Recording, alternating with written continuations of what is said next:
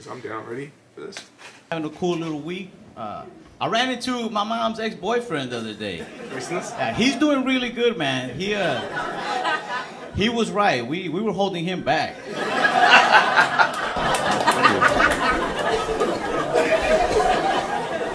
He dresses so much nicer. He got a car now. I approached him. I had to. I said, dude, if this is what getting away from my mom looks like, I'm ready, bro.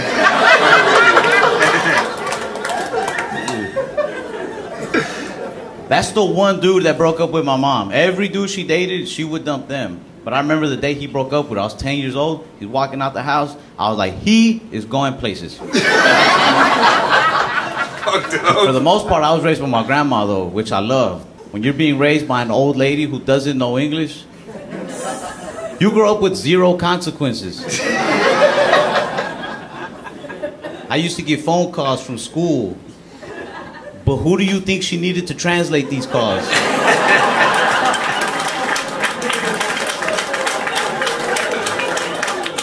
That's right, I ran that house. Oh my God. Anytime anybody would call speaking English, I would have to translate. She'd put the house phone on speaker and she'd be like, who is it and what are they saying? And if I didn't feel like translating or getting in trouble, I would act like I'm listening. I'd be like, okay. They're talking real fast, Grandma, but they're saying something about proof of residency. She'd be like, hang up. I'm like, if you say so. I live in Texas. A lot of people like country down there. They want to play country music. I don't really vibe with country. It's not my thing. But my friends are like, nah, man, you don't like country because you haven't listened to George Strait. Ooh, don't fucking get me started, boy. He's the king of country, dude. Don't fucking get me started, boy. If he talks shit about George Strait... How much you love George Strait? I love George Strait more than fucking...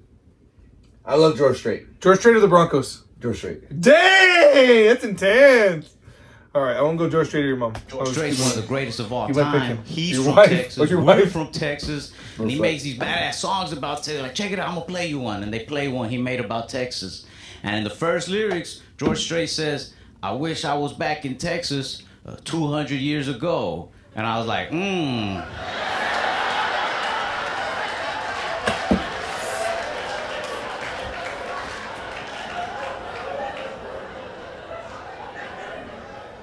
I was like, I don't know, man. I can see how some people might like this song. That's not for me, though. I'm a big, like, old school hip hop fan. Like, I love Biggie Smalls. That's one of my all-time favorites.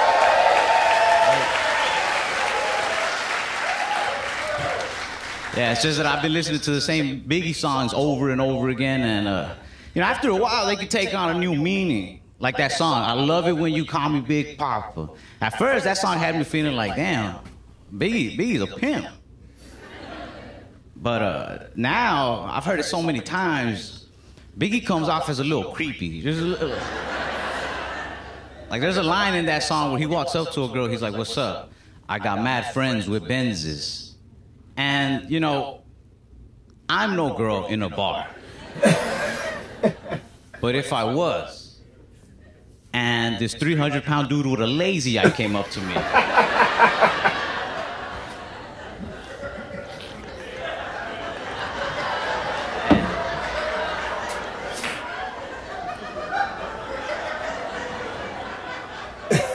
and he's talking about my friend has a Mercedes, I'd be like, I think I want to have sex with your friend.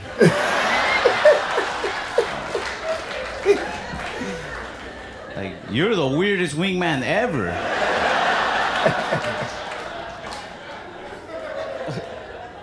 But my favorite of the more modern day rappers is Quavo from the Migos. Because anything he says sounds badass, man.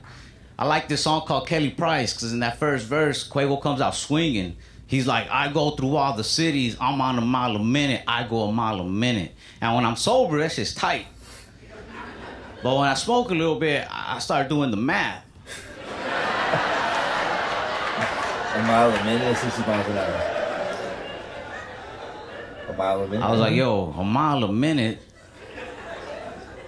That's 60 miles an hour.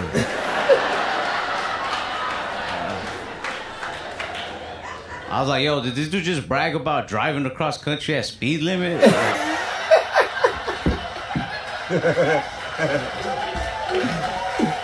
Oh, boy. He's came up quick, too, like dude. That's crazy. On the streets right now, Quavo, obeying the law. He's funny and he's clean, too. Oh, yeah. Like, he doesn't, like, cuss and stuff. He's very clean. He's like Fresh Prince of Bel-Air. That just sounds like a good time. It just sounds like a country song now. Oh. Even George Strait got more hardcore than that shit. Oh my god. He's funny.